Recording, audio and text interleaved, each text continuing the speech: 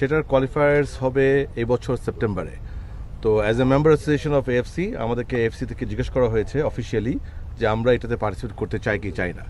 আপনারা জানেন যে ফুটসাল গ্লোবালি ফিফার একদম টপ প্রায়োরিটি আছে futsal, beach football and women football, এই তিনটি।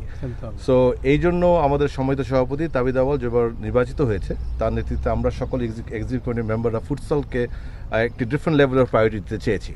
সেজন্য আপনারা আরও জানেন যে একটি ফুটসাল কমিটি করা হয়েছে যেখানে এমন এমন ব্যক্তিদেরকে আমরা রেখেছি যারা দীর্ঘদিন ধরে ফুটসালের সাথে জড়িত আছে।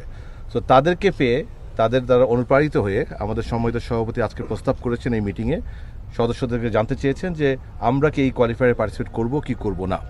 আপনারা জেনে খুশি হবেন যে প্রতিটি সদস্য এক বাক্যে বলেছেন যে অবশ্যই আমরা এটাতে পার্টিসিপেট করব, এবং এটা আরেকটা ফুটবলে তাবিদ আওয়ালের নেতৃত্বে একটা মাইলফলক হচ্ছে। বিকজ প্রথমবারের মতো এএফসি কোয়ালিফায়ার্স ফুটসালে ইনশাল্লাহ আমাদের লাল সবুজ জার্সি খেলবে এবং বাংলাদেশ খেলবে।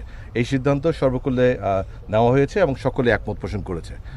এর বাইরে আমাদের সম্মানিত সিনিয়র সহসভাপতি ইমরুল ভাই প্রস্তাব করেছেন, আমাদের ফুটসাল কমিটির চেয়ারম্যান এখানে ইমরান ভাই আছেন এবং নাহিদ ভাই আছেন ডেপুটি চেয়ারম্যান, তাদেরকে প্রস্তাব করেছেন যে প্যারালাল টু দিস একটা ডোমেস্টিক লিগ নিয়েও কাজ করবে, যেটার ব্রিফিংটা ওনাদের কমিটি মিটিং আজকে আলোচনা হবে, তারপরে তারা দিবে।